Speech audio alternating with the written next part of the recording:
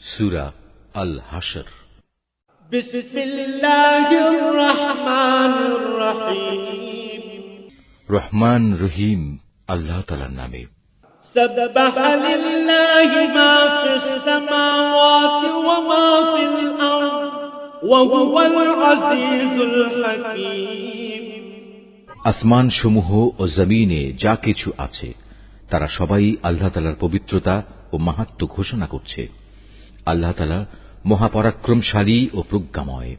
হুয়াল্লাযী আখরাজাল লাযীনা কাফারু মিন আহলিল কিতাবি মিন দিয়ারিহিম লিআউওয়ালিল হাশর মা যানানতুম আন ইয়াখরুজু ওয়া যান্নু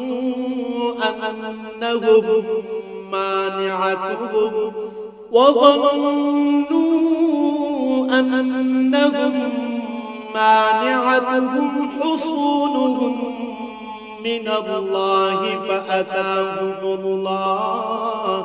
فأتاهم الله من حيث لم يحتسبوا وقذف في قلوبهم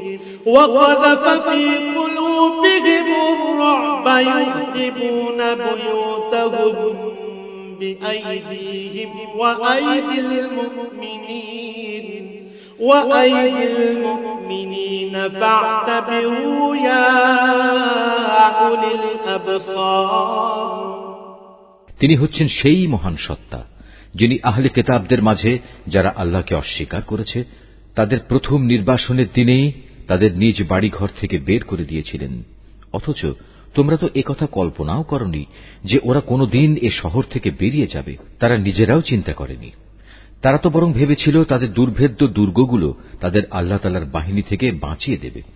কিন্তু তাদের উপর এমন একদিক থেকে আল্লাহর পাকড়াও এসে তাদের ধরে ফেলল যা ছিল তাদের কল্পনার বাইরে।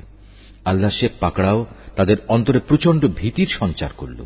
ফলে তারা নিজেদের হাত দিয়েই এবং কিছু কিছু ক্ষেত্রে মোমেনদের হাত দিয়ে নিজেদের বাড়িঘর ধ্বংস করে দিল। অতএব হে চক্ষুষ্মান ব্যক্তিরা, এদের নির্বাসনের ঘটনা থেকে তোমরা শিক্ষা গ্রহণ করো। ولولا أن كتب الله عليهم الجلاء لعذبهم في الدنيا ولهم في الآخرة عذاب النار। যদি আল্লাহ তাআলা ওদের উপর নির্বাসিত করার সিদ্ধান্ত বসিয়ে না দিতেন তাহলে আগের জাতিসমূহের মতো তিনি তাদের এ দুনিয়ায় রেখেই কঠোর শাস্তি দিতে পারতেন।